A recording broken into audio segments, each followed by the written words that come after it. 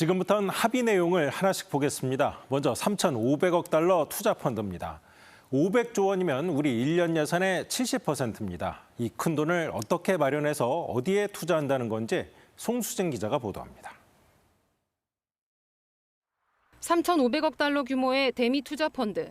이름은 펀드지만 실질은 펀드가 아닌 거로 보입니다. 일반 펀드처럼 다수가 돈을 모아 뭔가를 사는 식이라면 사실상 불가능합니다. 정부가 추진하는 100조 펀드도 정부, 산업은행, 시중은행에 국민연금까지 동원해도 불투명한데 그 5배는 감당하기 어렵습니다. 펀드는 이렇게 이해를 하고 있습니다. 제가 볼 때는 비율이 높지 않을 거고 투자는 대부분이 대출과 보증 그렇게 봅니다. 이 말대로면 이런 방식이 유력합니다.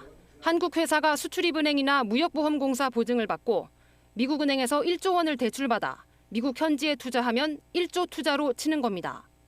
회사가 망해서 보증기관이 대출을 대신 갚지 않는 한 국내에서 유출될 현금은 없습니다. 5,500억 달러 투자를 약속한 일본도 비슷한 방식을 공언했습니다. 지원금이죠. 미국 시장에 진출하려면 우리 기술도 가는 거고 더 빨리 투자할 수 있게 도움이 될 것 같습니다. 투자금 부담을 던다 해도 투자처가 미정인 건 불안한 대목입니다. 트럼프 대통령은 자신이 선택하는 투자를 한국이 할 거라고 말했습니다. 1,500달러는 조선업으로 특정됐지만 2,000억 달러의 용처는 사실상 열려 있습니다. 어디에 어떤 조건으로 투자할지 미국과 신경전이 치열할 수 있습니다. 3,500억 달러 펀드가 전부인지도 불확실합니다. 트럼프 대통령은 한미 정상회담에서 대규모 투자가 발표될 거라고 말했는데 3,500억 달러와 별개인지 여부에 대해 정확한 설명이 아직 없습니다.